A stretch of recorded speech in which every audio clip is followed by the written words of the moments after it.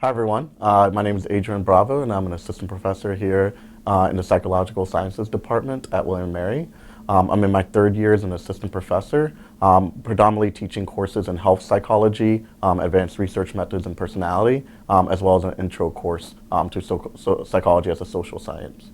My areas of research really falls into three real research questions that I try to answer.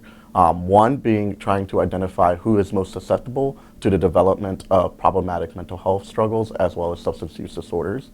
Two, trying to identify what factors may predict more risk for individuals to develop mental health struggles or substance use problems. And three, trying to identify protective factors that might reduce the risk for individuals to develop mental health disorders or substance use disorders. And I predominantly do this research across numerous populations, including college students, clinical populations, as well as military personnel. So in answering those research questions, I have two main research areas. While they may seem very distinct from each other, I think they really complement each other to those research areas. So the first is really looking at cross-national research, examining predictors that might lead college students, particularly young adults from various countries, to engage in problematic substance use or develop mental health struggles. To that end, I'm the creator and founder of the CrossCultural Addiction Study Team, which is a group of scientists across 8 different countries that try to investigate different models that predict problematic substance use and mental health among young adults in 7 countries. So in these countries, they include Canada, the US, Uruguay, Argentina, South Africa, England, and research in the Netherlands as well. And in that research project, we've done 3 to 4 projects. The first one was focused on alcohol misuse among college students. The second one was focusing on cannabis misuse. The third one that just wrapped up was really focused to look at co-use between alcohol and marijuana, really investigating what makes individuals want to use both at the same time, and what factors might predict problematic use.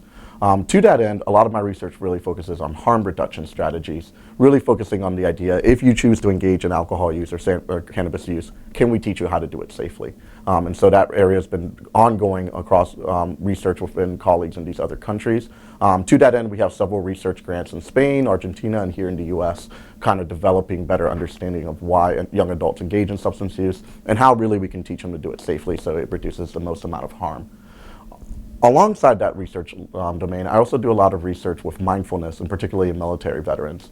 So while I personally never served, I have brothers in the military, so there's more of my personal research endeavor.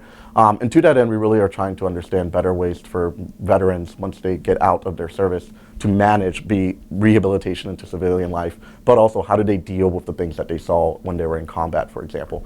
So one of the main areas we focus on is this idea of moral injury, which is a little bit distinct from PTSD, where it's usually a trauma that's fear-based, as opposed to moral injuries when you're encounter very morally ambiguous kind of situations. And for many soldiers, they can kind of get over that and just say it was part of the job. But for others, they do have to struggle with that. So a good example is, what if you happen to be in combat and you had to shoot a child soldier? We're taught not to kill children, but these things happen in warfare. How do you resolve that? And for many veterans, they're able to, it's just part of the job, but for others, it's not. And so it leads to this, what we call moral injury, which really has a lot of symptomology, thinking of guilt, shame, anger, all of these factors that may put them at high risk for mental health struggles down the road. And in our research, we really have found that it really leads to suicide ideation and other aspects, even above and beyond history of combat deployment, how many times they've been deployed, and even PTSD. To that end, I work with colleagues at ODU, Dr. Michelle Kelly, and we currently have an NIH-funded grant to create a mindfulness-based intervention targeting moral injury, and that project's ongoing right now. And so it's really a great endeavor and work that we're doing to help those individuals, particularly dealing with these kind of issues once they're back in civilian life.